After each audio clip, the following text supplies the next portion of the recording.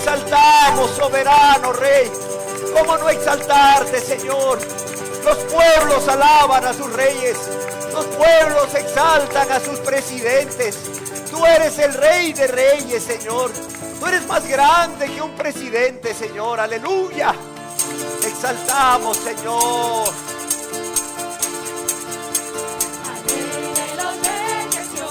Es glorioso, cantemos con gozo, en santa comunión, con gran reverencia, a Él iremos, su nombre exaltemos de todo corazón.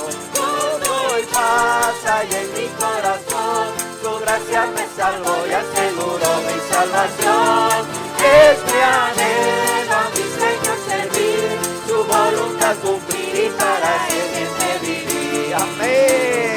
Rey de los reyes, Jehová es glorioso, cantemos con gozo, en santa comunión, con gran reverencia, a Él iremos, su nombre exaltemos de todo corazón. Gozo y paz hay en mi corazón, su gracia me salvó y aseguró mi salvación. Es mi anhelo a mi Señor servir, su voluntad cumplir y para ser siempre vivir. Hay victoria, hay victoria, hay victoria en el nombre del Señor. Hay victoria, hay victoria, hay victoria en el nombre del Señor. No podrá el enemigo vencer a nuestras almas, porque hay victoria, hay victoria, hay victoria en el nombre del Señor. Porque hay victoria, hay victoria, hay victoria en el nombre del Señor. Hay victoria, hay victoria, hay victoria en el nombre del Señor. Hay victoria, hay victoria, hay victoria en el nombre del Señor. No podrá el enemigo vencer a nuestras almas, porque hay victoria, hay victoria, hay victoria en el nombre del Señor. Porque hay victoria, hay victoria, hay victoria en el nombre del Señor.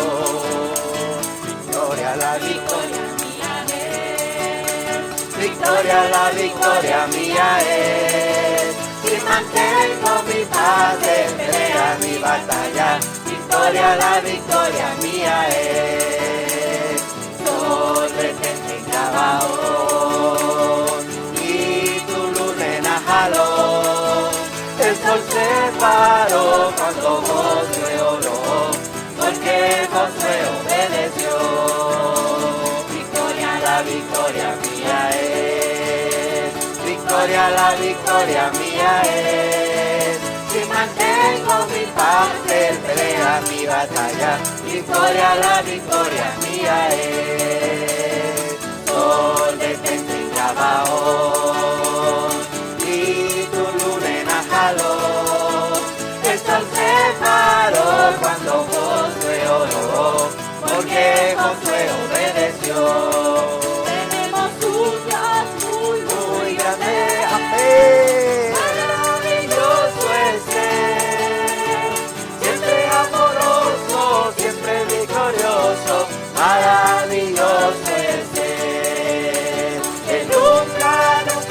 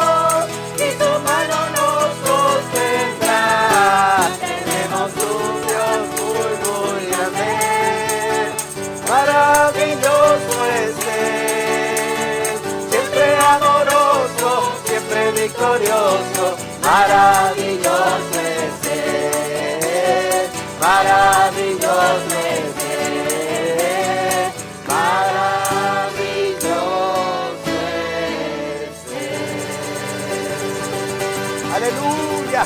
Bendito y alabado sea, Señor. Te alabamos, Señor.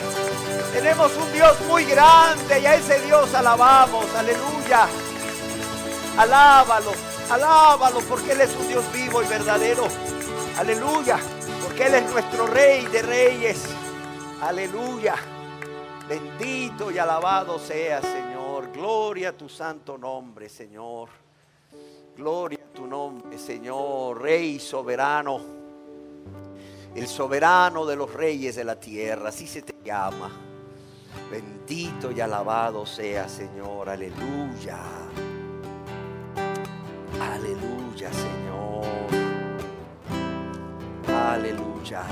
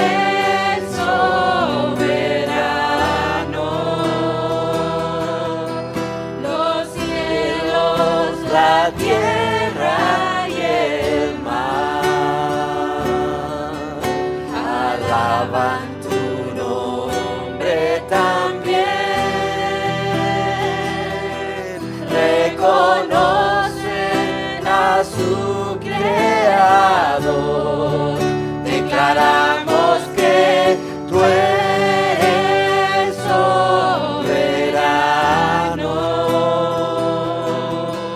tu pueblo honrándote está,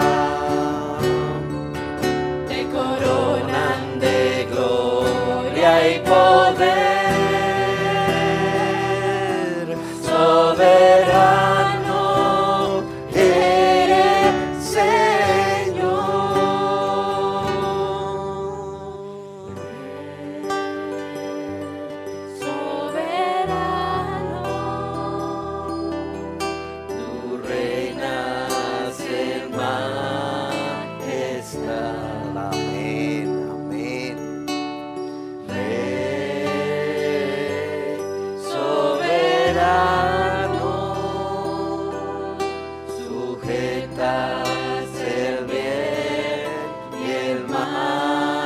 Declaramos que tú eres soberano, los cielos, la tierra y el mar alaban tu nombre también, reconocen a su Creador, declaramos que tú eres soberano. Amén, amén, aleluya. Tu pueblo honrándote está, te coronan de gloria y poder, soberano.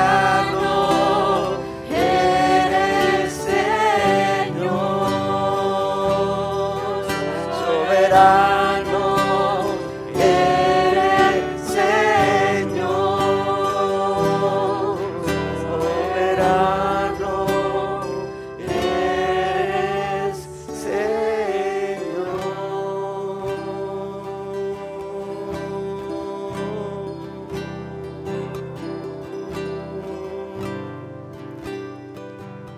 Rey soberano, nuestro Rey, nuestro amado Rey, ese Rey que dio su vida por nosotros, ese Rey que murió en una cruz por amor a nosotros. Aleluya, aleluya. Recibe la alabanza, recibe la honra y la gloria, amado Rey, soberano Rey. Aleluya. Aleluya. Aleluya.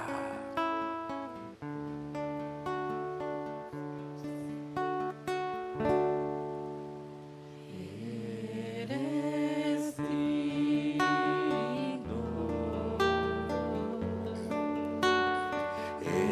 Eres digno. Eres digno de adorar, Señor.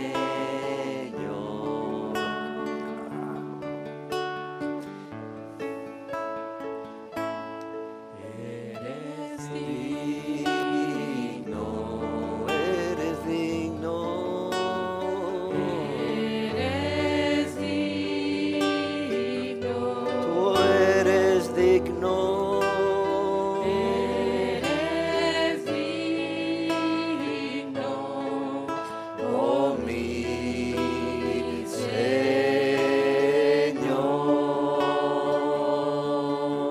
Señor. Rey glorioso,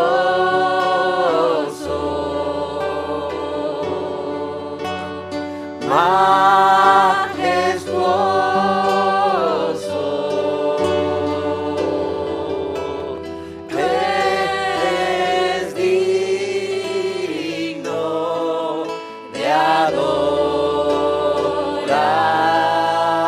adoración.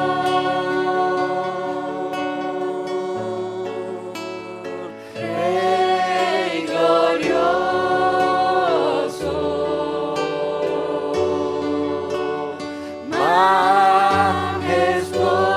majestuoso, eres digno de adoración.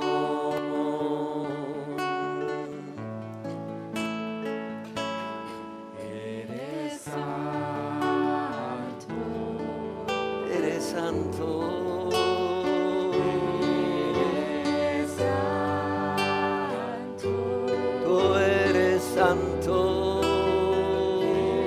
Eres santo. Oh mi Señor.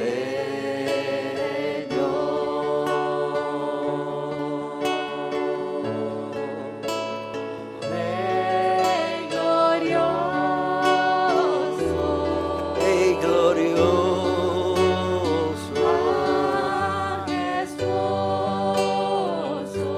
Majestuoso. majestuoso, Tú eres digno de adoración. Rey glorioso, Rey glorioso, majestuoso. majestuoso, tú eres digno de adoración.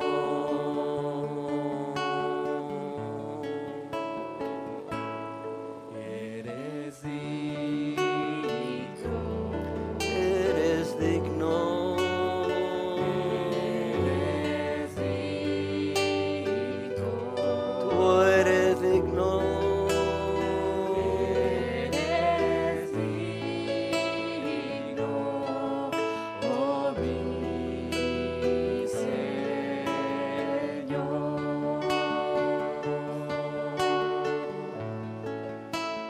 Rey glorioso. Rey glorioso, Majestuoso. majestuoso, Tú eres digno de adoración.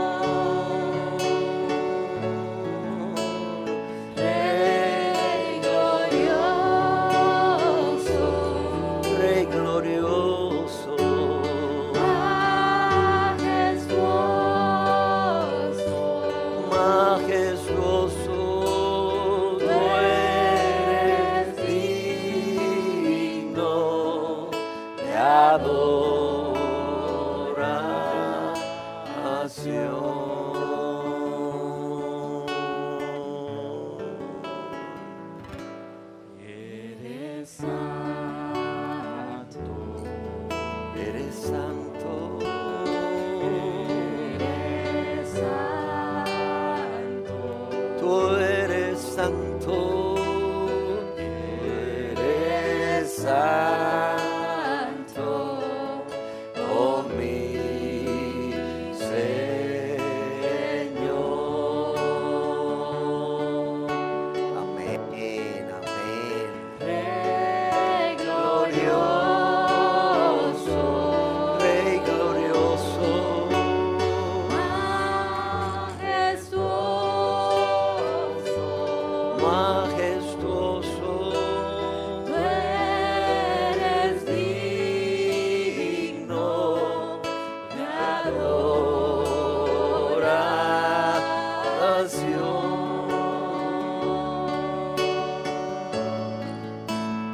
Rey glorioso, Rey glorioso, majestuoso,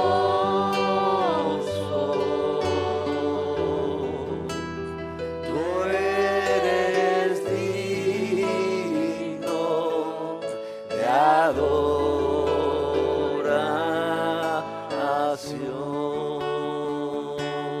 Tú eres digno de Adoración. Es digno de adoración.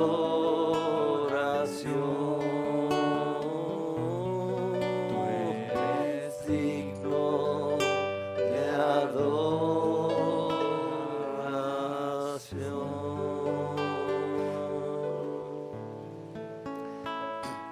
Amén, Señor. Amén, Jesús. Amén, nuestro amado Rey y Salvador. Porque solo tú eres digno. Solo tú eres digno, Rey, de todo loor. Es por eso que hoy venimos a alabarte con el corazón, Señor. Aleluya.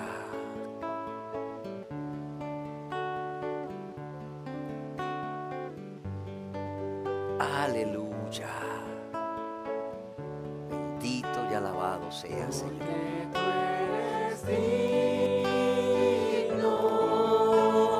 Rey, digno de todo honor, porque tú eres digno, Rey, digno de todo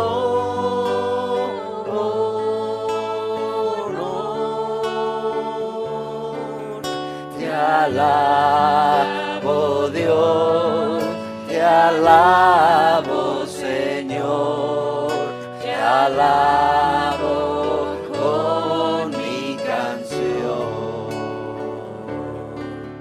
Te alabo, Dios, te alabo, Señor, con el corazón, porque tú eres digno, Rey, digno de todo honor, porque tú eres digno, Rey, digno de todo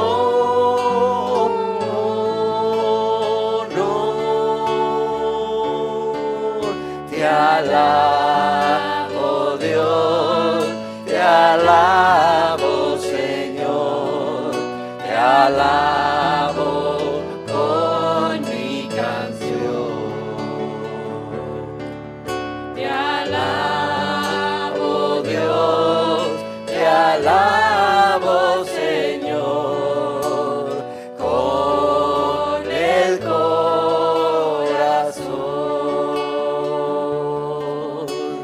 alabo, Dios, te alabo, Señor, te alabo con mi canción. Amén. Precioso, precioso Rey. Te alabo, Señor, con el corazón, con el corazón, con el corazón.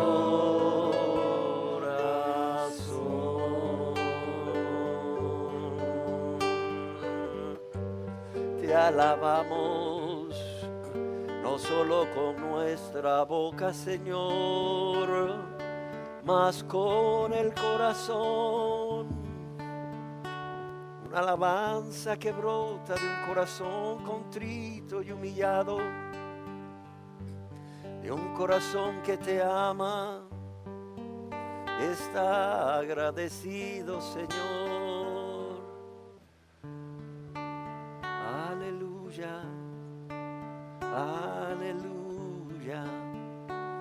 Bendito y alabado seas, Dios. Bendito y alabado seas, Dios Padre, Dios Hijo, Dios Espíritu Santo. Te alabamos y te bendecimos,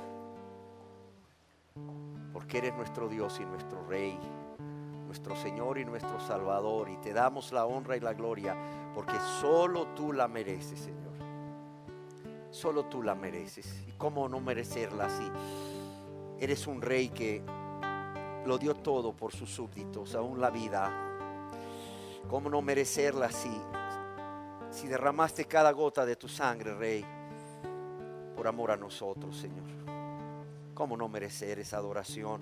¿Cómo no merecer que te amemos con todo nuestro corazón, con toda nuestra alma, nuestra mente y nuestras fuerzas? ¿Cómo no merecer, Señor, que vivamos vidas rendidas a ti, vidas llenas de gratitud, Señor, vidas de obediencia, vidas de servicio, vidas que te glorifiquen realmente, vidas que te agraden en todo, Señor? Si tú no te agradaste a ti mismo, al contrario, dejaste la gloria, dejaste el trono siendo Rey para morir por nosotros. ¿Cómo no alabarte y adorarte? Es lo menos que podemos de hacer, Señor, además de amarte, es lo menos que podemos hacer. Por eso hoy estamos aquí, Señor. Antes de que tú nos hables, Señor, estamos aquí para ello, Señor. Para alabarte, adorarte y expresarte lo mucho que te amamos y lo mucho que estamos agradecidos, Señor, por todo lo que tú has hecho y seguirás haciendo, Señor. Es admirable que tú, Señor, tú no paras de amarnos y de hacernos misericordia cada día. Bien podemos leer en tu palabra que tus misericordias son nuevas cada mañana, Señor. Gracias, gracias.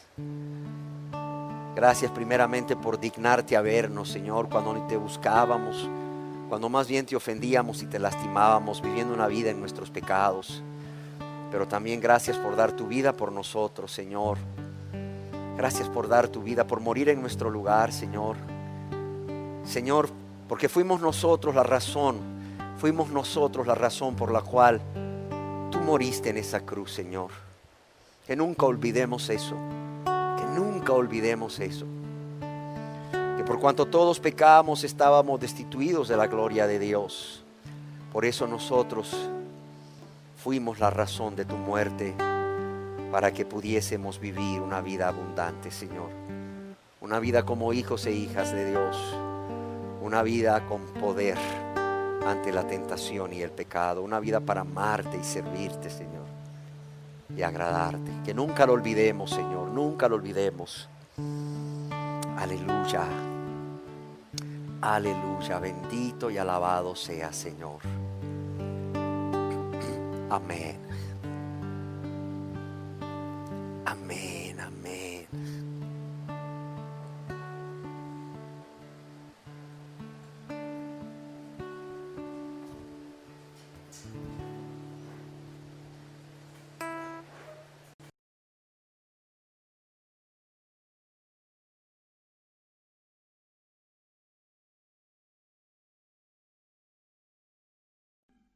El día de hoy yo quisiera comenzar la enseñanza con un par de textos bíblicos. Primero está en el Evangelio según San Marcos, capítulo 1, versos 14 y 15. Después que Juan fue encarcelado, Jesús vino a Galilea predicando el Evangelio del reino de Dios, diciendo: el tiempo se ha cumplido y el reino de Dios se ha acercado. El tiempo se ha cumplido y el reino de Dios se ha acercado. Arrepentíos. ¿Y qué más dice Jesús? Y creed en el Evangelio. Arrepentíos y creed en el Evangelio.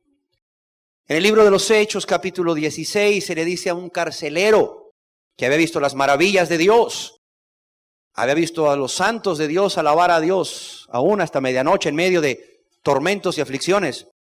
Había sido testigo de un terremoto que Dios envió para liberar a estos sus hijos amados.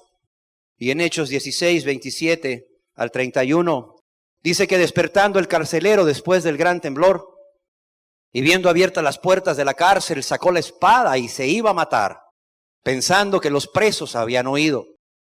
Mas Pablo clamó a gran voz diciendo: no te hagas ningún mal, pues todos estamos aquí.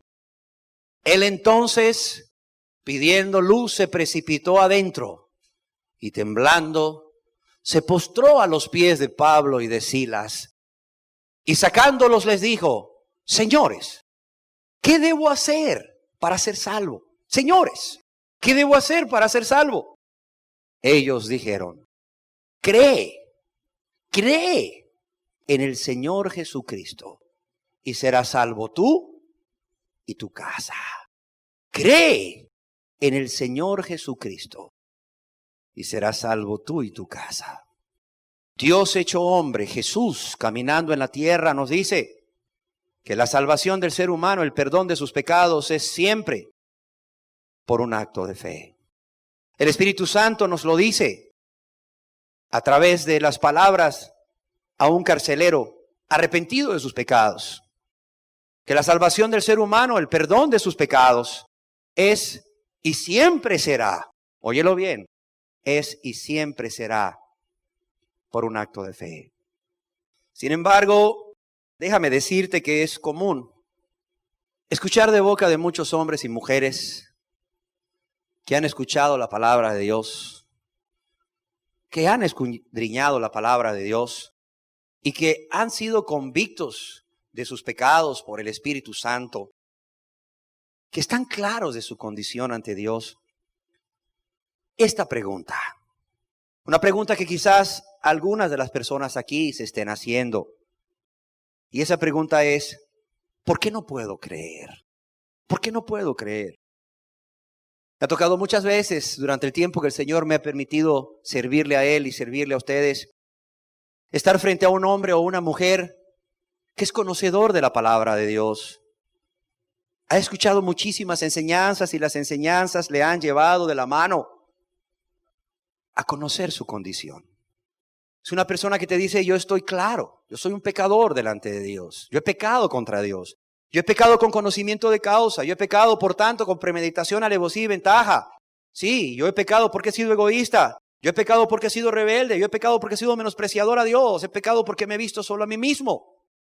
He visto las consecuencias también de mi pecado. Así dicen las personas. Y se ven sinceras. He visto las consecuencias de mi pecado para contra un Dios bueno, para contra un Dios fiel, para contra un Dios amoroso, tierno. Un Dios que solo ha tenido buena voluntad para conmigo. He pecado contra mi prójimo. Por primera vez puedo darme cuenta de el daño que he hecho a mi familia, a mi matrimonio, a la sociedad donde vivo.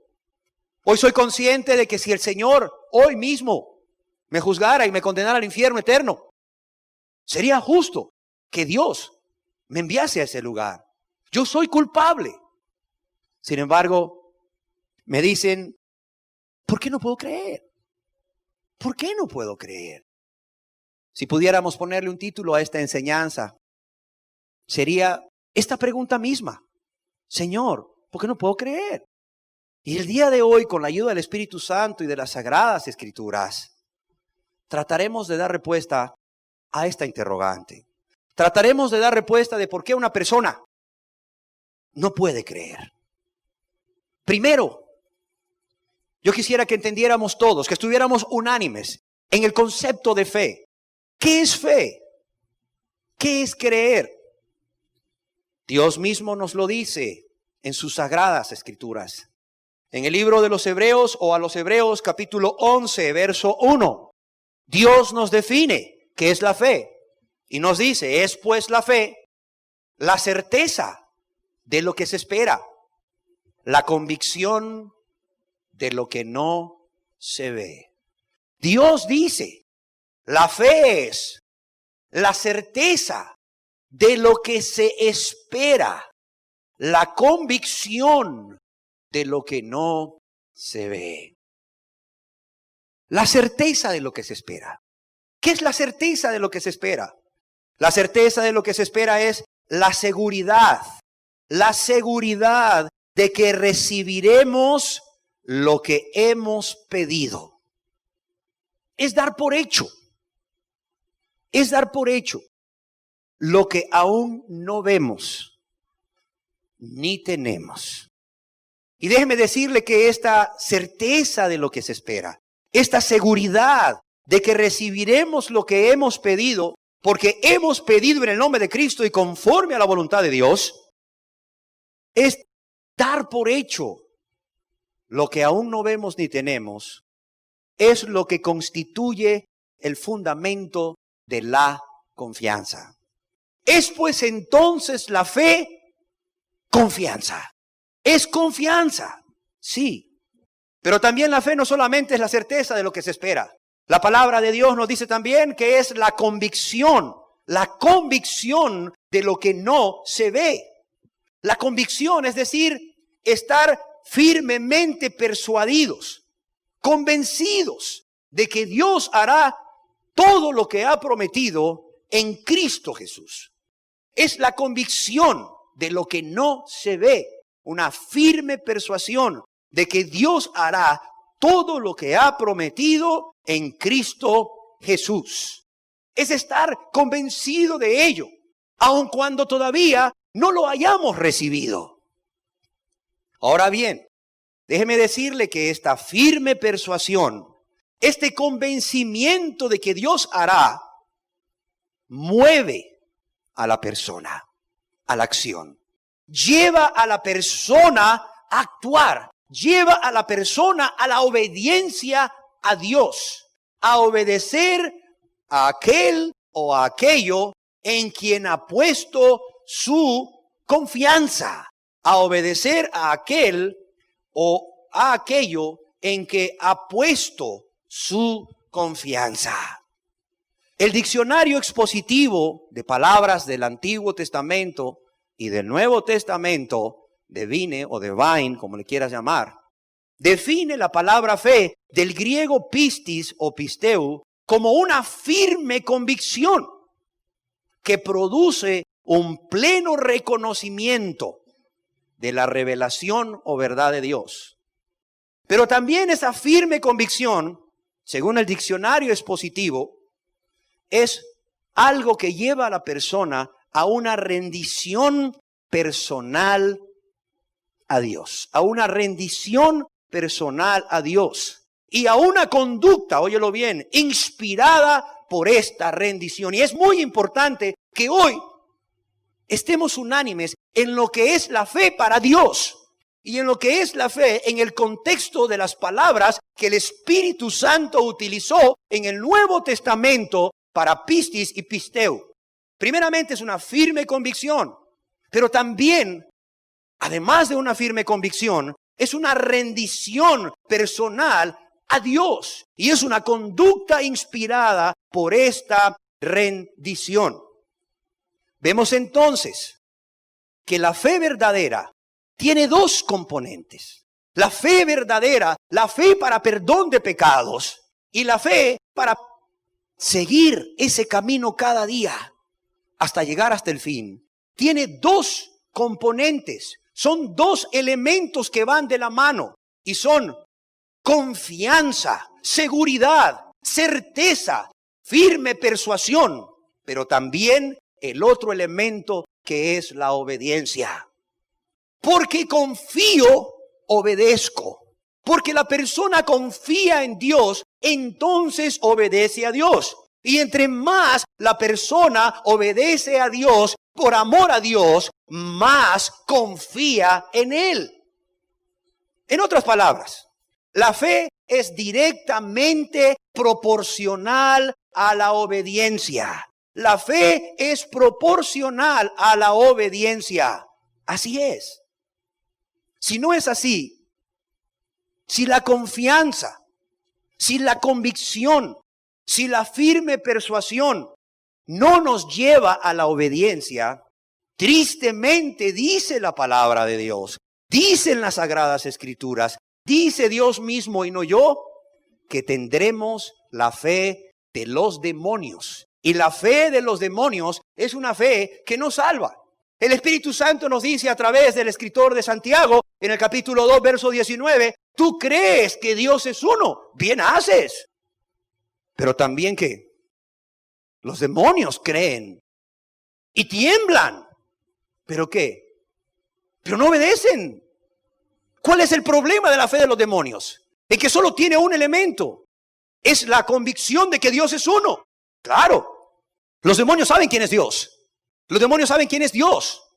Cuando Cristo vino a la tierra aquí, hecho hombre, los demonios sabían quién es Dios. Y los demonios salían a su encuentro. Y los demonios proclamaban quién era Jesús. Ellos sabían quién era Jesús. Proclamaban quién era Jesús. Jesús tenía que andarlos reprendiendo. ¿Para qué? Para que no dijesen quién era Él. ¿Qué tienes con nosotros? ¿Por qué has venido aquí a torturarnos? ¿Por qué? Y Jesús les decía, cállense, cállense, los reprendía. Los demonios creen que Dios es uno. Y tiemblan, dice la palabra de Dios. Pero no obedecen. No obedecen. Tristemente, déjame decirte que hoy en día se está enseñando a millones de personas una fe que está centrada en el mero conocimiento intelectual.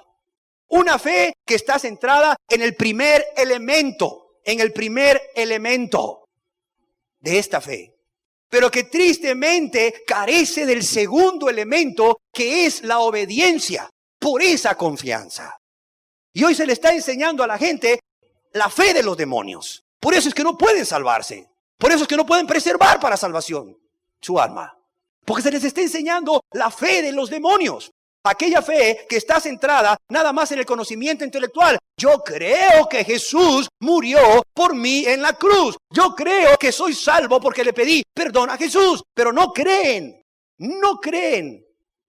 obedientemente. Les hace falta el segundo elemento de la fe. Y tristemente esa fe no salva, porque es la fe de los demonios. Sin ese segundo elemento, que es la obediencia, no hay fe. La persona entonces no puede creer. ¿Por qué? Porque no quiere obedecer. Cuando alguien dice, ¿por qué no puedo creer? Lo primero que debería de analizar es si quiere obedecer. Si quiere obedecer. Hoy todos quieren ese conocimiento. Todos quieren ese conocimiento para tranquilizar sus conciencias, para vivir tranquilos de que Cristo salva. Cristo salva. Hoy todos quieren el conocimiento de que Cristo tiene poder para hacer milagros. Y las campañas de sanidades y milagros y de salvación, nomás por aceptar el hecho de que Cristo murió en la cruz, sin el segundo elemento de la fe, que es la obediencia, hoy se llena de personas que pasan al frente. Pero esa fe no te va a salvar. Las personas quieren aceptar esos hechos, pero no quieren rendir su vida a Cristo. No quieren ejercer esa obediencia por la confianza en Cristo Jesús. ¿En quién debe estar centrada esta fe? Segundo punto. ¿En quién debe estar centrada esta fe? Ya vimos lo que es la fe y espero nos quede claro. Segundo, ¿en quién debe estar centrada esta fe? ¿O en quién debe descansar tu fe? Esta fe. Déjame decirte que la fe es más que un credo. La fe es más que un credo o la fe es más que una doctrina. ¿Qué es la fe? La fe es un acto, ¿verdad? Es un acto de la voluntad a la vez que es un don de Dios. Déjame decirte que la fe, al igual que la salvación, tiene dos componentes. El componente divino y el componente humano. Cristo murió en la cruz, pero si tú no te arrepientes y crees en Él, con esta fe que es confianza obediente, no te vas a salvar nunca, aunque haya muerto en la cruz ya. De hecho ya murió. Igual la fe. Si tú conoces, si tú estás firmemente convencido, persuadido de que Cristo murió por todos los pecadores y tú eres un pecador, pero te resistes a entregarles tu vida a Cristo, te resistes a cederle el control de tu vida a Cristo en todo momento y en toda circunstancia, que sea Él quien gobierne tu vida, el amo, el dueño y señor de tu vida, el curios, no va a haber fe para salvación. Aunque Cristo ya haya muerto, aunque te lo hayan predicado, aunque tú te lo sepas de memoria. La fe es un acto voluntario, pero a la vez es un don de Dios. Tiene doble elemento, al igual que la salvación. Y esa fe debe estar centrada. Esa fe debe descansar en la persona ¿de quién? De Jesús. Óyelo bien.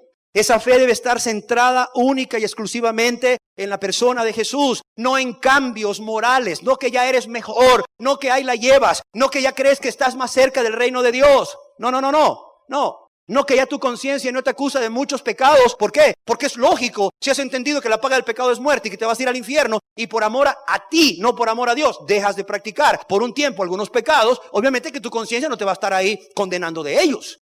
Sin embargo, eso no es fe para salvación. Eso no te da ninguna salvación. La fe debe estar centrada en una persona, y es la persona de Jesús, en un ser que es real, en un ser del cual dan testimonio los ángeles, el Espíritu Santo, la palabra de Dios, tu misma conciencia da testimonio de que es un ser real. Y muchísimas, es más, todas sus obras que hace cada día por amor a nosotros, dan testimonio de que Dios, de que Jesús es un ser real, es un ser vivo. Y dan testimonio de su carácter fiel, de su carácter amoroso, de su carácter misericordioso. Sí. Y que por ese amor y que por esa misericordia, Jesús se despojó a sí mismo, dice la palabra de Dios. Siendo Dios, no se aferró a ser igual a Dios. Se hizo hombre porque tenía que morir por nosotros los hombres, varones y mujeres. En esa persona que murió, pero también resucitó por amor a nosotros. En ese Jesús que es Salvador. En ese Jesús que no hay otro nombre bajo el cielo dado a los hombres en que podamos ser salvos. En ese Jesús que es el único mediador entre Dios y los hombres. Pero que también dice la palabra de Dios que es Señor. Ese Jesús que también dice la palabra de Dios que es Señor.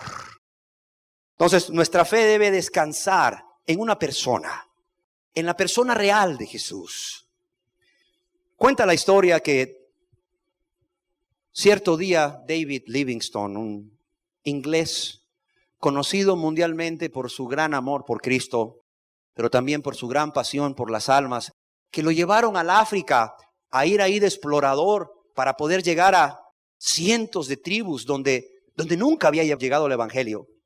Que en una ocasión en que anochecía ya, él se detuvo en su marcha y armó el campamento ahí, con la gente que lo acompañaba, y le rodearon salvajes en actitud belicosa. Dice que él sintió deseos, sintió la tentación de huir, aprovechando las tinieblas y salvar su vida. Pero puso sus ojos en Dios, y el Señor, fiel y verdadero, puso su confianza en Dios, en una persona, en Jesús. Y Jesús le recordó una promesa que le había hecho hace mucho tiempo a él y a todos los cristianos en el África o aquí, en Honduras. Y esta promesa era: he aquí, yo estaré con vosotros. Yo estaré con vosotros todos los días hasta el fin. Y avergonzado, pero a la vez gozoso, David Livingstone escribió esa noche en su diario: me fui a dormir porque sabía que esta era la palabra de un perfecto caballero que siempre cumple su palabra. ¡Qué precioso! La fe debe estar centrada en una persona real, que es Jesús, que murió por amor a nosotros. Sí, es cierto. Y nunca terminaremos de agradecerle su amor en la cruz. Sí, su amor que lo llevó a morir en la cruz. Pero también resucitó por amor a nosotros. Y hoy está vivo. Hoy vive. Jesús vive hoy. Y toda potestad les da. Y ese mismo Jesús hoy puede y quiere salvar. Hoy puede y quiere perdonar. Por tanto, no se te olvide nunca que esa fe debe estar centrada solamente en una persona, la de Jesús.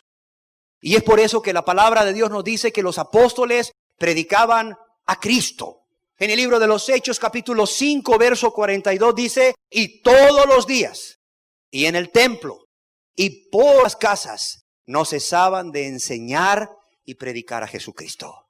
No cesaban de enseñar y predicar a Jesucristo. No cesaban de hablar de aquel ser maravilloso que siendo Dios se había hecho hombre, que había nacido de una virgen, que había nacido humildemente, que había vivido humildemente, que había sido valiente y no había temido enfrentarse a un sistema religioso que estaba ya muerto, como era el sistema religioso judío de la época.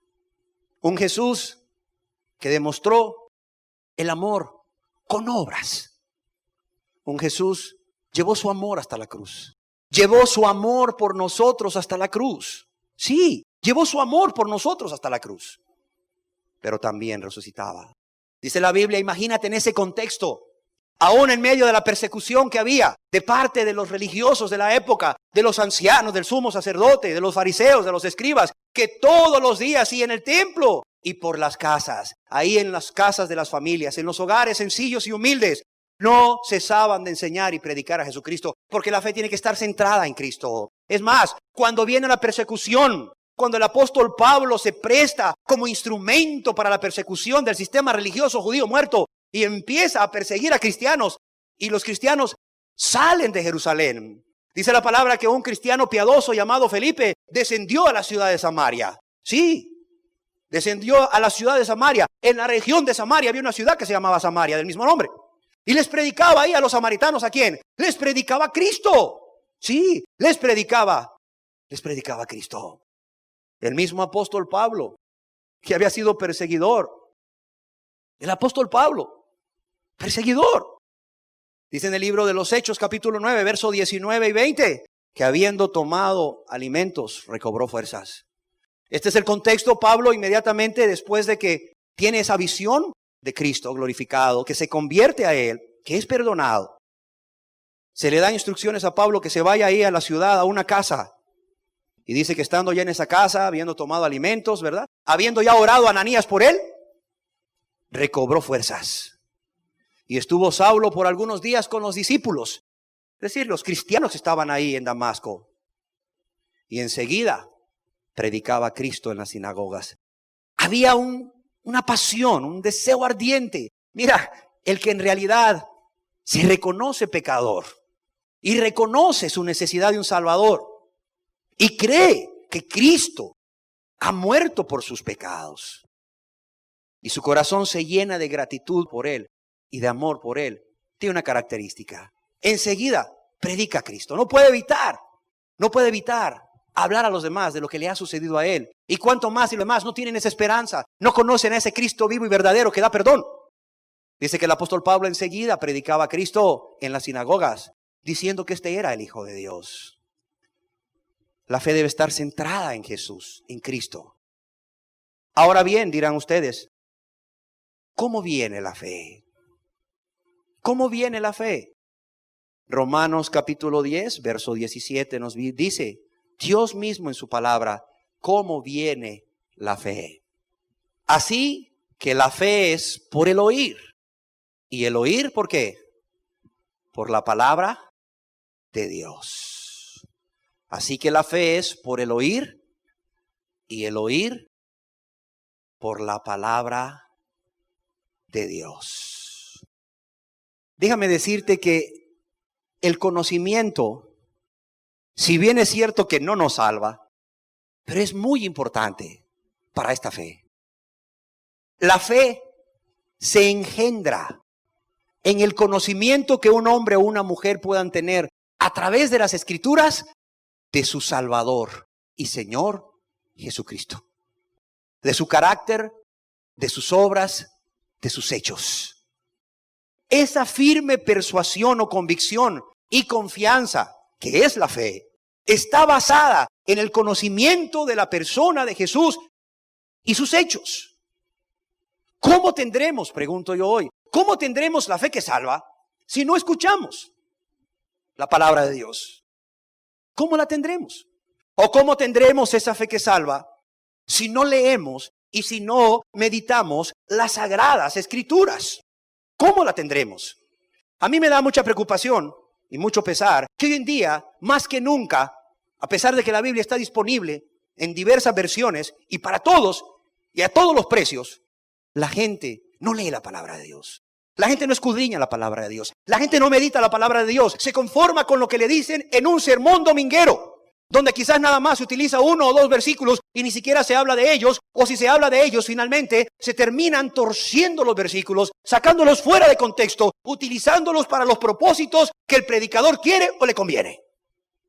Y las personas, ese es todo el alimento que tienen semanal. No leen la Biblia, no escudriñan la Biblia. ¿De dónde entonces van a tener esa fe? ¿De dónde entonces van a alimentar su fe? ¿De dónde? Si esa firme persuasión o convicción y confianza está basada en ese conocimiento, ¿a qué verdad te va a guiar el Espíritu Santo? ¿Cómo te puede revelar el Espíritu Santo a un Cristo de amor, a un Cristo de gloria, pero también a un Cristo que se hace hombre? Y imagínate, siendo Dios, viene a esta tierra a morir por el pecador si tú no lees, no escudriñas, no meditas la palabra de Dios. ¿Cómo? ¿Cómo? Sin embargo, ¿qué sucede cuando las personas reciben la palabra de Dios? Reciben la palabra de Dios predicada. ¿Qué sucede cuando las personas, además de recibir, no solamente oír, porque una cosa es oír y otra recibir? Las personas oyen la palabra de Dios, pero como decimos, por un oído les entra y por otro les sale. Oyen la palabra de Dios, pero no hacen otra cosa más que contender con esa palabra. Oyen la palabra de Dios, pero no la reciben. ¿Por qué? Porque se la aplican a otra persona, al que está a su lado, a la que está a su lado, o a la que se quedó en casa, o al que se quedó en casa. Oyen la palabra de Dios, pero no reciben la palabra de Dios porque se justifican. No, ese no soy yo. Dios no está hablando ahí de mí. No, ese no soy yo. Por esto y esto y esto. No se la aplican a ellos mismos. Pero ¿qué sucede cuando las personas reciben la palabra de Dios y escudriñan las sagradas Escrituras? En el libro de los Hechos, capítulo 17, verso 11 y 12, se nos dice, ¿qué sucede? Se nos dice que los de la ciudad de Berea, a donde Pablo fue a predicar, recibieron la palabra de Dios con toda solicitud. Dice que estas personas de Berea eran más nobles, es decir, de los que estaban en Tesalónica, pues quizás nobles de clase social o nobles de sentimientos, no lo sé, quizás las dos cosas. Pero ciertamente estas personas demuestran una actitud completamente diferente a los de Tesalónica. Estas personas, cuando el apóstol Pablo llega lleno del poder del Espíritu Santo a predicarles a Cristo y a este crucificado, como el apóstol predicaba, dice que recibieron la palabra de Dios con toda solicitud. Sí, con toda solicitud. Escudriñando cada día las Escrituras. Óyelo bien. Escudriñando cada día las Escrituras para ver si estas cosas eran así. ¿Y cuál fue el fruto de recibir la palabra de Dios con toda solicitud? ¿Cuál fue el fruto de escudriñar las Escrituras cada día? Dice, así que creyeron muchos de ellos. Oye lo que dice. Creyeron muchos de ellos. Y mujeres griegas de distinción y no pocos hombres. Y cuando dice y no pocos hombres, ¿sabes qué te está diciendo? Que muchos hombres creyeron. Cuando dice no pocos hombres, te está hablando de que fueron muchos los hombres que creyeron a Pablo al escudriñar la palabra de Dios, que creyeron en Jesús. Ocupémonos entonces de la última parte de la enseñanza. ¿Por qué no puedo creer? ¿Por qué no puedo creer? ¿Por qué las personas no pueden creer? Quisiera analizar algunos aspectos. Quiero ser benigno siempre. El Señor manda a ser benigno. En base a esto comenzaremos diciendo que las personas no pueden creer porque quizás no tienen ese conocimiento de Jesús y de sus hechos o sus obras. Aunque esto no debería de ser excusa. ¿Por qué? Porque dice la palabra de Dios que su poder y su deidad les es revelada. ¿Desde cuándo? Desde la creación del mundo.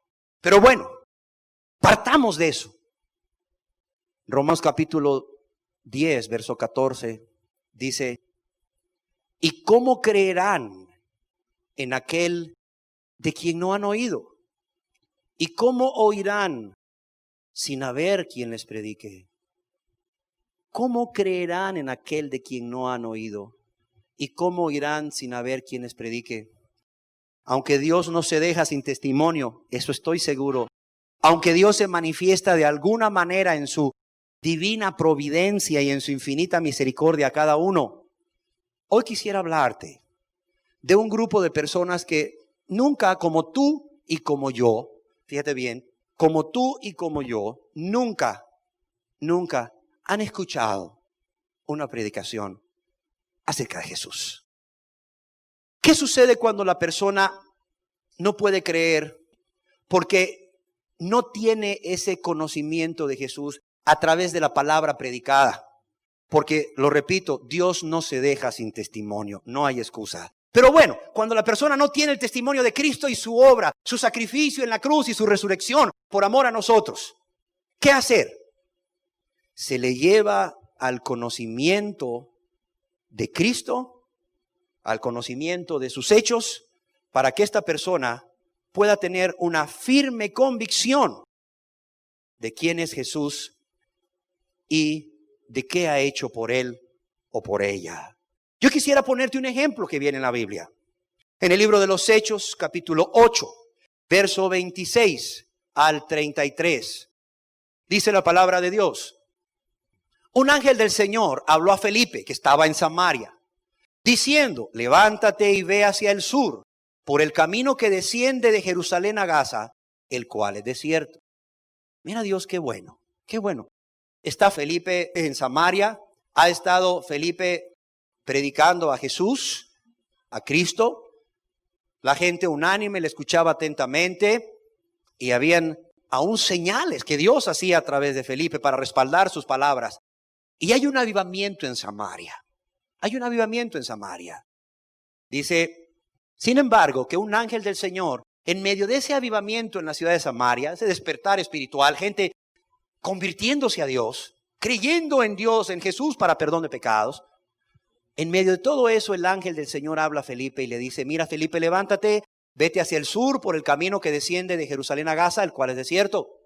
Y Felipe se levantó y fue.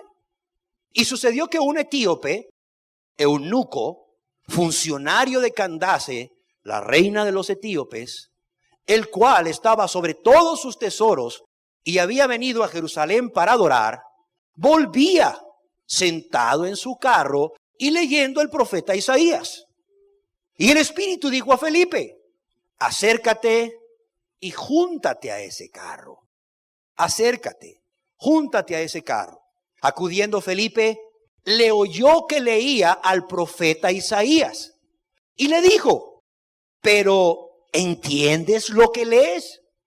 Y el etíope eunuco le dijo: ¿cómo podré, si alguno no me enseñare?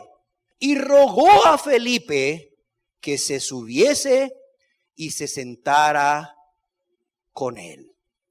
Fíjate, imaginemos esa escena.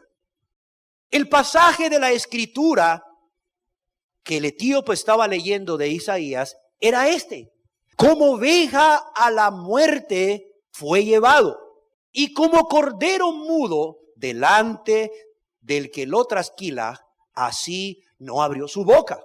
En su humillación no se le hizo justicia. mas su generación, ¿quién la contará? Porque fue quitada de la tierra su vida. Quisiera detenerme ahí. Este hombre, este etíope, un natural de Etiopía, allá en África, abajo de Egipto, pues había quizás sido hecho un prosélito por los judíos. Dice la palabra de Dios que los fariseos recorrían mar y tierra para hacer un prosélito. Y el hecho de que este etíope fuese a Jerusalén para adorar es un ejemplo claro de cómo recorrían mar y tierra. Recorrían mar y tierra, grandes distancias para hacer un prosélito. Obviamente que ellos le presentaban a el Dios de Abraham, el Dios de Isaac, el Dios de Jacob, el Dios de Israel. Este hombre tenía un conocimiento de Dios, del Dios de Abraham, del Dios de Isaac y del Dios de Jacob. Y es muy probable, como hemos comentado en otras ocasiones, que este hombre fuese seducido por ese Dios bueno. Probablemente el etíope, o casi seguro, era un pagano. Ofrecía culto a un Dios pagano, a un Dios cruel, a un Dios insensible, a un Dios que demandaba todo a cambio de nada. Y era cruel además, y no respondía. Sin embargo, un día conoció de un Dios de amor, del Dios que tuvo compasión de un pueblo, el más pequeño de todos, el más insignificante de todos, de un Dios que hizo una promesa a un hombre y no se olvidó de la promesa a Abraham, y 430 años después, fue en Moisés y en Aarón a librar ese pueblo, a sacarlo con mano fuerte. Probablemente había leído de las plagas, probablemente había leído del amor de Dios para con este pueblo, de cómo lo guió a través del desierto, de cómo Dios abrió el mar para salvarlos, y luego cómo Dios cerró el mar, de cómo Dios los llevó para darles mandamientos por amor a sus almas. Sí, para que esa preciosa libertad nunca llegaran a perderla cuando estuviesen ahí disfrutando de las bendiciones de Dios, para que las bendiciones de Dios no los apartaran del Dios de las bendiciones. Y ahí estaba el etíope leyendo. Era inconcebible para este etíope que un Dios así pudiese amar tanto al hombre cuando él nunca había oído de sus dioses nada semejante. Y ahí lo tienes, suplicándole a la reina que por favor le dé permiso para ir hasta Jerusalén a una de las grandes fiestas, de las 3 que habían cada año, para adorar. Ahí, suplicándole a la reina. Estaba a cargo de los tesoros de la reina. Quizás la reina se sentía insegura sin él, y quizás la reina no estaba muy anuente a darle permiso, pero este hombre está suplicando y se va. Se va. No era cualquiera el que tenía un rollo como hoy en día que tiene una Biblia. No era cualquiera el que tenía un rollo. Pero este hombre se consigue un rollo. Y qué precioso Dios, ¿verdad? ¿Sabías tú que al libro de Isaías se le conoce como el Evangelio del Antiguo Testamento? ¿Sabías eso? Sí. Al libro de Isaías se le conoce como el Evangelio del Antiguo Testamento. Mira qué versículos viene leyendo este hombre. Mira qué versículos viene leyendo este hombre. Como oveja a la muerte fue llevado, y como cordero mudo delante del que lo trasquila, así no abrió su boca. En su humillación no se le hizo justicia, mas su generación, ¿quién la contará? Y este hombre bien intrigado. Este hombre no tenía conocimiento de Jesús. ¿Cómo lo sabemos? Porque ahí mismo en Hechos capítulo 8, verso 34, mira lo que le dice este hombre a Felipe. Le dice, respondiendo el eunuco dijo a Felipe, después de oír estas palabras tan preciosas de Isaías 53, te ruego, fíjate qué actitud, cómo está recibiendo la palabra, cómo el corazón está listo. Te ruego me digas, ¿de quién dice el profeta esto? ¿De sí mismo o de algún otro? No conocía de Jesús. ¿De quién dice el profeta esto? ¿De sí mismo o de algún otro? ¿Y qué hace Felipe? Miremos lo que hace Felipe en el verso 35. Lo lleva a Cristo. Entonces Felipe, obviamente dijo, este no conoce de Jesús. Este no conoce de Jesús. ¿Cómo va a creer si no ha oído? Entonces Felipe, abriendo su boca y comenzando desde esta escritura, le anunció el evangelio de Jesús. Le empezó a hablar del amor de Dios reflejado en la persona de Jesús. Seguro estoy que le habló del nacimiento de su hijo, de Jesús. Del nacimiento en un pesebre sencillo. Imagínate a este etíope eunuco que vivía en medio de la riqueza, de la comodidad, de la opulencia. Este etíope eunuco que anteriormente, al adorar a sus dioses paganos, les ofrecía lo mejor y miraba que quizás los tenían en los mejores templos ahí. El escuchar que Dios se hace hombre en la persona de Jesús y viene a nacer en un pesebre, ahí, en un lugar donde se ponían a los bueyes, donde se ponían a los animalitos. Imagínate este hombre impresionado, o sea, que Dios amó tanto al hombre, Dios me amó tanto a mí, que aún se hace hombre. Y no solo se hace hombre, negándosele toda la oportunidad de nacer en un lugar cómodo, en un lugar decente, en un mesón. Nace en un pesebre y no le importó a ese Dios, ahora hecho hombre por amor al pecador, por amor a mí, diría el etíope, nacer en ese pesebre. Y luego se le empieza a hablar de la infancia de Jesús, de su oficio de carpintero, Dios humilde. Luego se le empieza a hablar de cómo empieza primero a predicar. Quizás el etíope habrá pensado, no, pues claro, a un Dios de amor que hizo todo esto por el hombre. Cuando empezó a predicar, seguro estoy que todos se le convirtieron. No todos. Mucha gente lo oía, pero no todos se convirtieron. ¿Cómo es posible? Sí, no todos se convirtieron. Y no solo no todos se convirtieron, lo mataron. Por eso es que es de Jesús de quien se habla esto. Y le empezó a contar de aquella Pascua famosa, de la última Pascua que pasaron con su maestro amado, de cómo luego Jesús fue apresado, de cómo Jesús fue sometido a un juicio injusto, de cómo Jesús fue crucificado, pero antes de eso torturado. Y yo me imagino a este etíope diciendo, pero Dios Todopoderoso ahí soportando todo eso por amor a mí, por amor al hombre pecador, para que el hombre no se condenase. Yo me imagino a ese etíope diciendo, ¿cómo es posible que hubiese tanto amor en Dios? En Dios el Hijo de soportar eso, en Dios el Padre de permitir que eso se le hiciese a su Hijo amado en quien tenía complacencia. ¿Cómo es posible que haya terminado en una cruz, ahí clavado en una cruz, en medio de dos malditos con la muerte del maldito?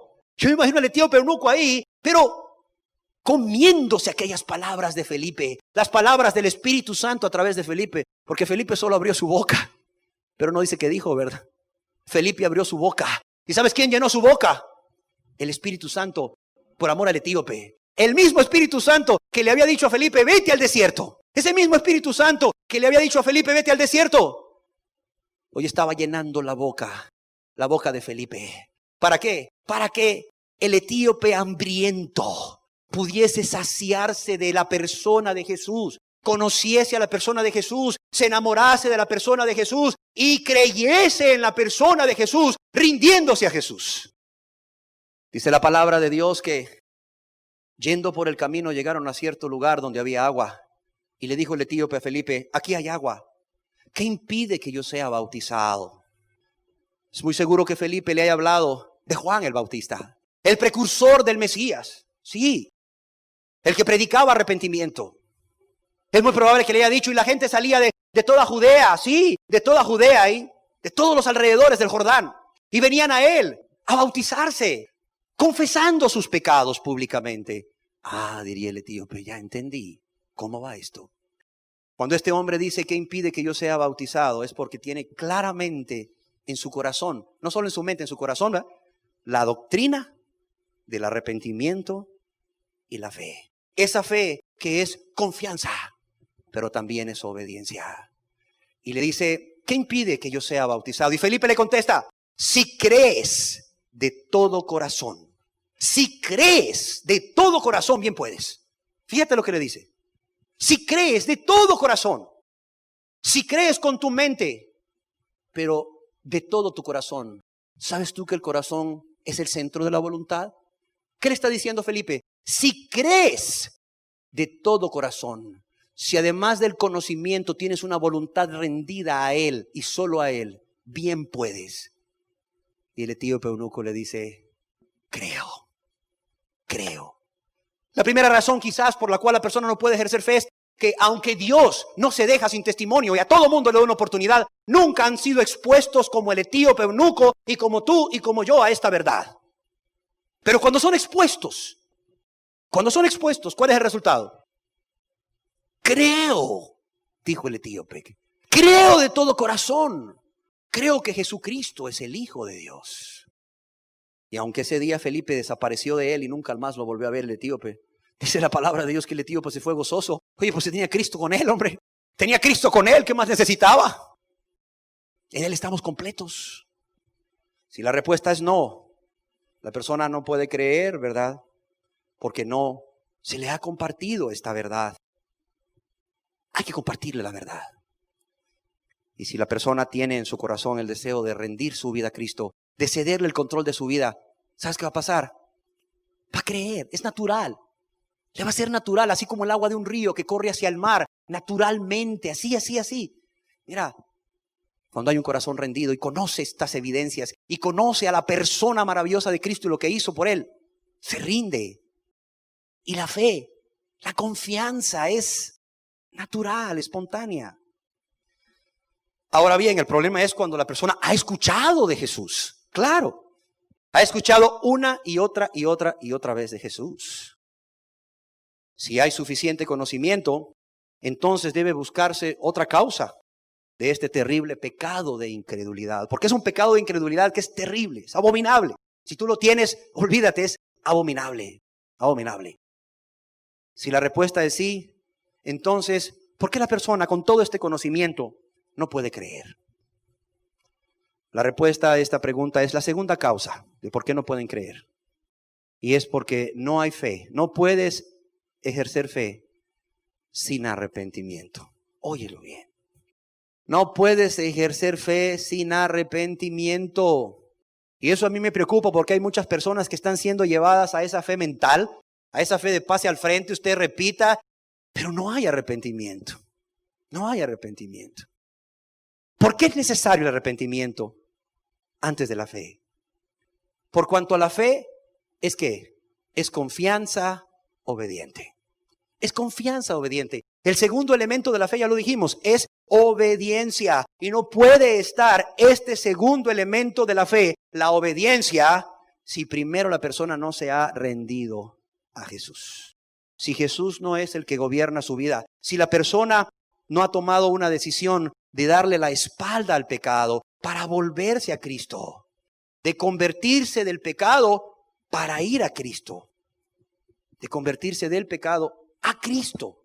Si la persona no ha hecho eso, si la persona voluntariamente no ha quitado, no se ha quitado el yugo del pecado que él o ella voluntariamente se han puesto para que sea el yugo de Cristo, ese yugo fácil y esa carga ligera, la que esté sobre ellos.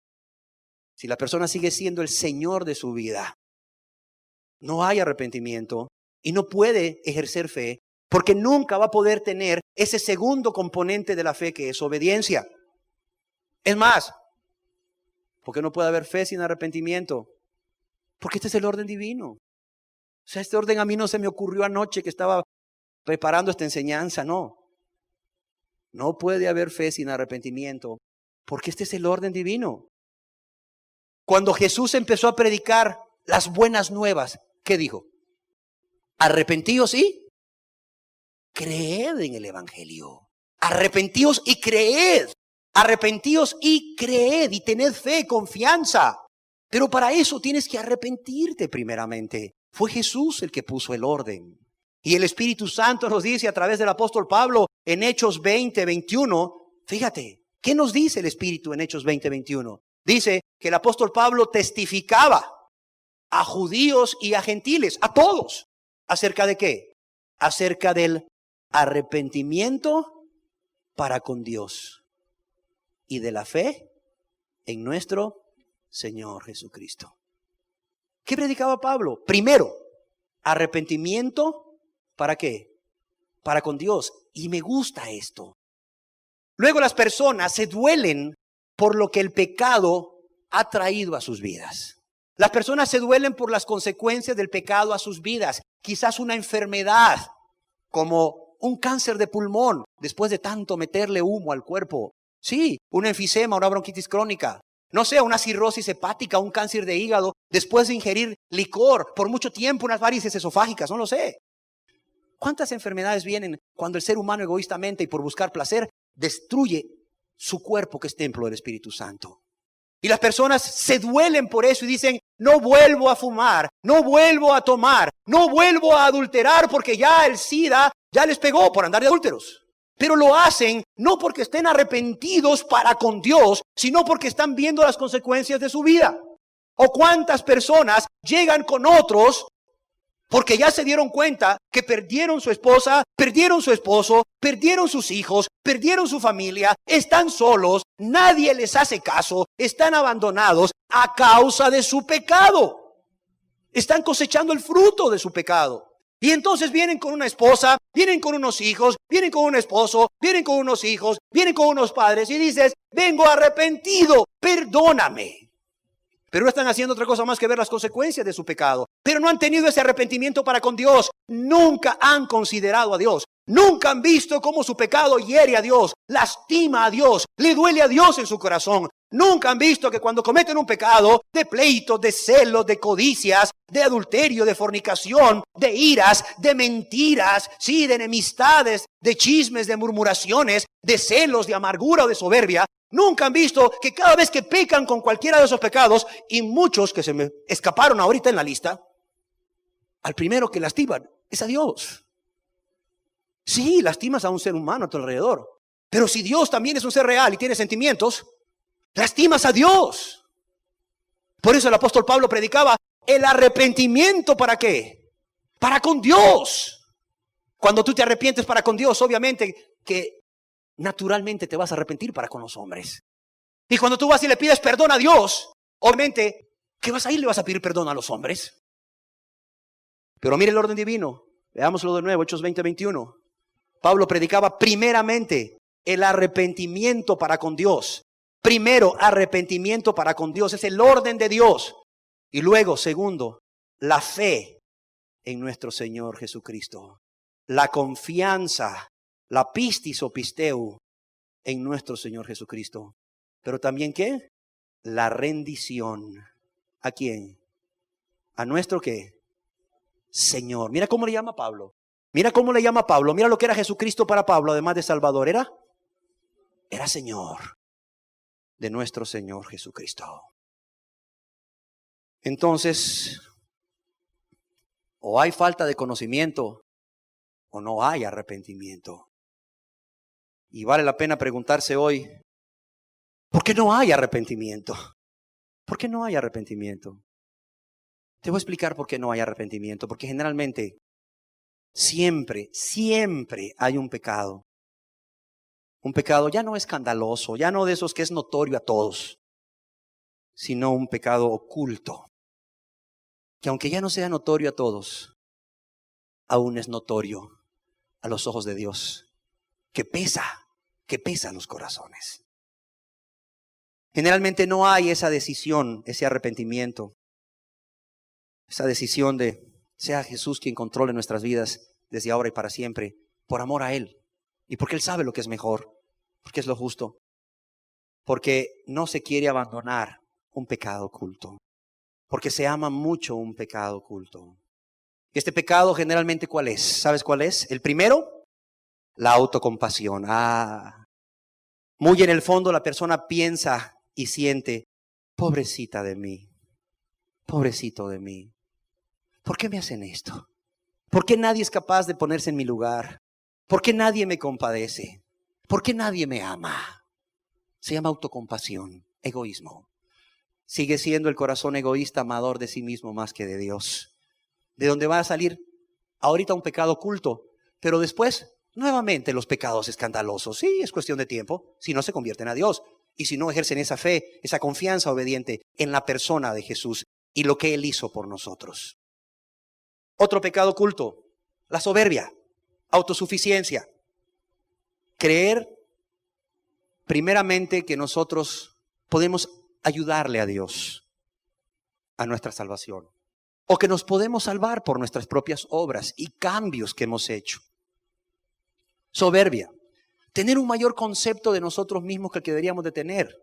Considerarnos quizás no tan malos como otros. Es que el predicador nos metió a todos en el mismo saco. ¿Cómo se le ocurre compararme a mí con el narcotraficante? Dirá una señorita muy decente, compararme a mí con la prostituta. Bueno, ¿y qué diferencia hay en cuanto al corazón? En cuanto al corazón, ¿qué diferencia hay? Aunque ahora, tristemente tengo que decirles, muchas señoritas bien, se visten como ellas y fornican con sus novios. ¿Qué diferencia hay entre una que lo hace por dinero y otra que lo hace por placer? A ver, ¿qué diferencia hay? Ni uno. Pero bueno, apartando eso, el corazón del que sí tiene un mayor concepto de sí mismo del que debería tener, el corazón de aquel que, como aquel fariseo, se ve mejor que otros porque no comete esos pecados escandalosos, está igual que el corazón de un narco, de un homosexual, de una prostituta, sí, de un ladrón de cuello blanco, de un marero. Igual está, igualito, igualito, aunque nunca haya tocado ni un centavo. Así de sencillo, aunque se justifique mucho. Soberbia, soberbia. La soberbia que le lleva aún a resistir al Espíritu Santo de Dios cuando le está hablando. La soberbia que aún le lleva a resistir la palabra de Dios. Otro pecado es amargura. Cuando te ves a ti mismo, te llenas de autocompasión, finalmente la persona termina en amargura. Y cuando estás amargado contra alguien, como lo he dicho muchas veces, eres como una escopeta de pueblo, estás cargado y cuando se dispara, matas todo lo que está alrededor. Te amargas contra alguien, te amargas contra todo. Porque no puedes estar amargado contra una persona y estar amando al resto. ¿O qué? ¿De una misma fuente puede salir agua dulce y agua salada? A ver. De una misma fuente puede salir agua dulce y agua salada. El que está amargado contra una persona, está amargado contra todos. No puede amar a nadie. Solo se está amando a sí mismo. Solo a sí mismo se está amando. Y de la misma autocompasión sale otro pecado oculto, que es ¿cuál? La vanidad. La vanidad. Que muchas veces se refleja exteriormente, pero muchas veces no. Solamente se queda en el cuarto después de largas sesiones de embellecimiento para salir a un lugar. Si así escudriñaran las Escrituras como los de Berea, ya se hubieran salvado. Pero la vanidad está ahí. Otro pecado es la cobardía. La cobardía, el no querer hacer lo que Dios manda por temor a padecer. O el no querer dejar de hacer lo que Dios manda también por temor a padecer. La cobardía. La avaricia. ¿Cuántas personas hoy no están entrando al reino de los cielos? ¿Por qué? Porque tienen un Dios en su corazón que es el Dios dinero. Y lo que es más terrible es que así como la autocompasión es muy sutil, así como la soberbia es muy sutil, así como la amargura es muy sutil, también la avaricia es muy sutil. Tú no sabes cómo la persona puede estar diciendo, no, es que tenemos que ser buenos mayordomos. Dios nos manda a ser buenos mayordomos, cuando lo que hay en sus corazones es una sola cosa. ¿Sabes qué es? Avaricia, amor al dinero. ¿Cuántas personas no dirán, es que con esto yo puedo dar jugosas ofrendas a Dios? Mira, si Dios te dijo deja eso y no lo dejaste, si Dios te dice eso no te es lícito y lo sigues haciendo, de ese dinero Dios no te va a recibir ni un centavo. Ni te atrevas a traérselo a Dios. Es fruto de rebeldía, es fruto de desobediencia. Ni te atrevas a traérselo a Dios, no te engañes. Quizás allá afuera habrá muchas personas que te lo van a recibir, pero aquí no te lo recibimos. Porque Dios primero ve el corazón, dice la Biblia. Si no ve lo que pasó con Caín y Abel, Dios primero vio el corazón de Caín y Dios primero vio el corazón de Abel. Y recibió la ofrenda de uno y no recibió la ofrenda de otro. Así de sencillo. Otro pecado es temor al que dirán. Las apariencias. Temor al que dirán.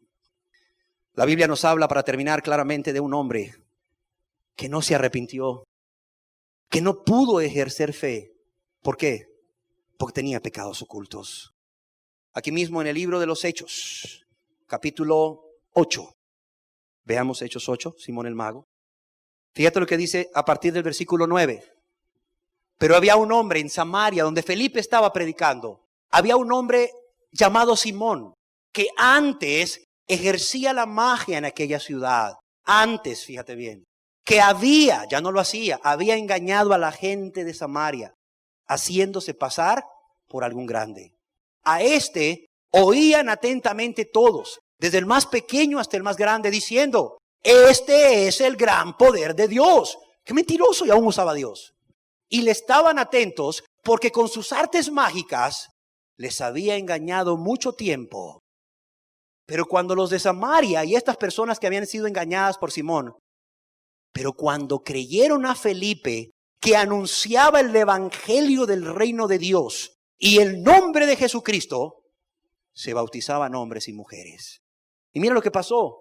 Simón, el mago, el engañador, también dice aquí creyó Simón mismo, y habiéndose bautizado, estaba siempre con Felipe. Viendo las señales y grandes milagros que se hacían, estaba atónito. Cualquiera que hubiese visto a Simón, su gran cambio externo, ya no engañaba a la gente, ya no era mago, ya no era brujo. Al contrario, había oído las enseñanzas de Felipe, había visto las señales de Felipe, y se dice que también creyó Simón mismo, y aún hasta se había bautizado, y andaba siempre con Felipe. El hermano Felipe, el hermano Simón, diría la gente. Pero si vamos más adelante, si vemos ahí el verso 21, ¿qué dice el Espíritu Santo a Simón a través del apóstol Pedro? Mira lo que le dice. Veamos el verso 21. No tienes tu parte ni suerte en este asunto. Estaba el Espíritu Santo, ¿verdad?, llenando los corazones de las personas. No tienes tú, le dice, parte ni suerte en este asunto. ¿Por qué? Leámoslo todos juntos, por favor. Porque tu corazón no es recto delante. Oigan, espérenme, pero dice que creyó Simón. Dice que creyó Simón y se bautizó. O sea, Simón fue impresionado por una verdad. Sí, Simón fue expuesto al conocimiento. Había conocimiento en Simón, claro que sí. Simón fue expuesto a un conocimiento. Simón estaba atónito del poder de Dios y dejó cosas, hizo cambios externos. Pero ese segundo elemento de la fe, esa confianza que te lleva a la obediencia, esa confianza que es proporcional directamente a la obediencia, no estaba esa obediencia. Faltaba el segundo elemento de la fe. Por tanto, Simón, aunque tuvo toda la oportunidad delante de él se perdió. Su corazón no era recto delante de Dios. No había el amor a Dios que nos lleva a la obediencia. No había tampoco la confianza a Dios que nos lleva a la obediencia. ¿Y qué le dice el Espíritu Santo a través de Pedro? ¿Qué le dice? Arrepiéntete. Mira, Dios quiere salvarte, pero para que tú puedas ejercer esa fe como todos los demás de Samaria, tú tienes que arrepentirte. Arrepiéntete pues de esta tu maldad y ruega a Dios si quizás te sea perdonado el pensamiento de tu corazón. Mira qué pecado tenía Simón. Era uno de los que mencionamos como pecado oculto.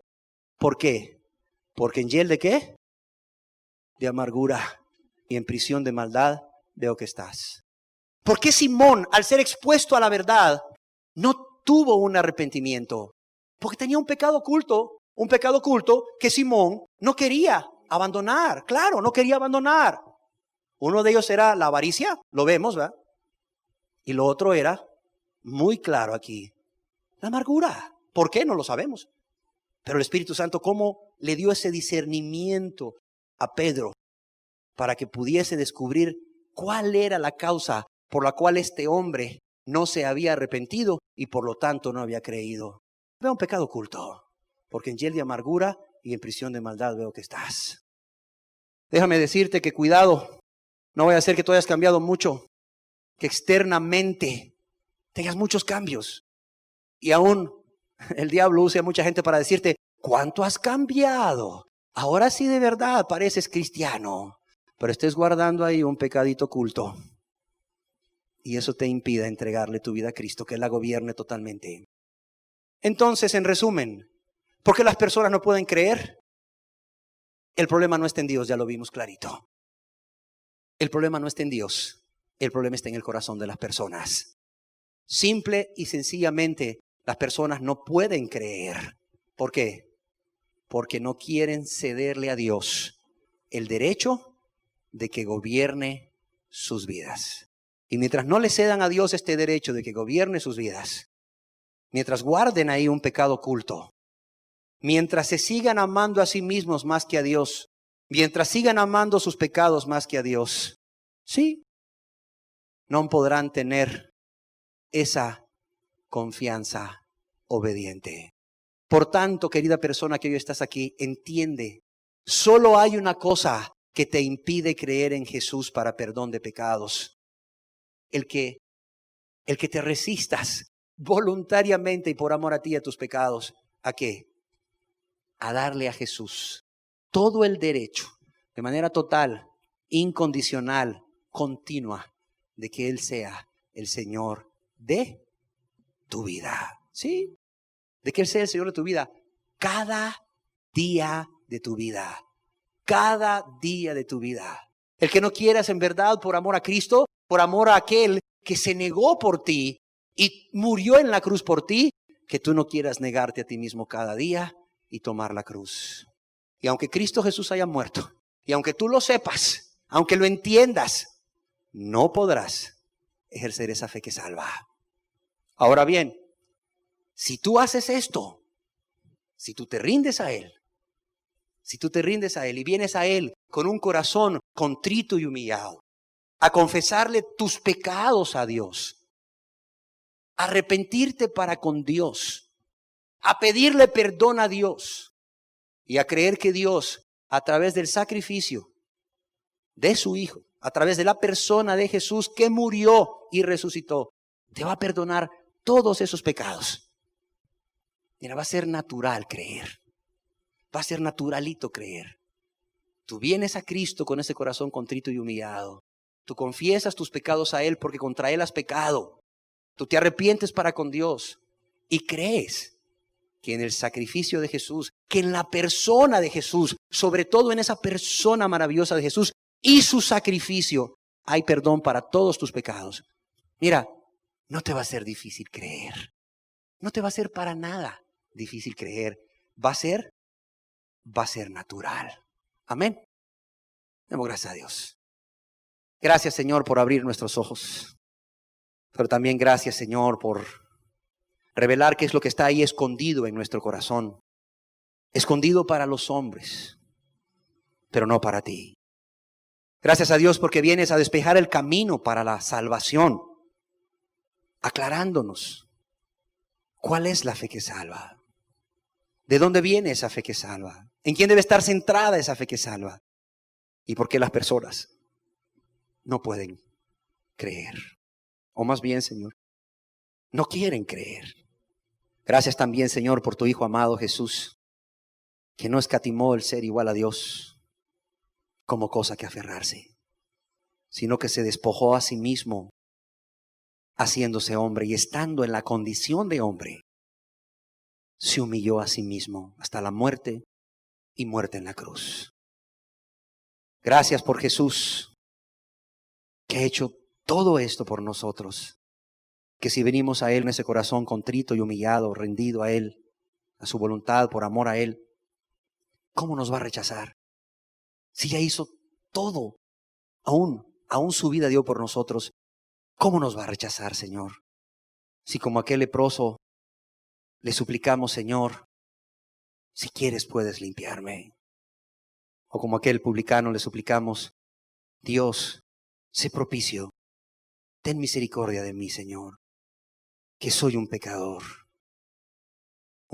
rendido hoy a tus pies. Gracias, Jesús, por tu amor y tu palabra. Que el pecado de incredulidad pueda ser un lejano recuerdo ya, a partir de ahora en muchos, por cuanto tú nos has enseñado cómo dejar de ser incrédulos. En el nombre de Jesús te damos gracias infinitas. Amén. Gracias infinitas. Amén. Amén. Amén. Amén. Amén. Amén. Amén.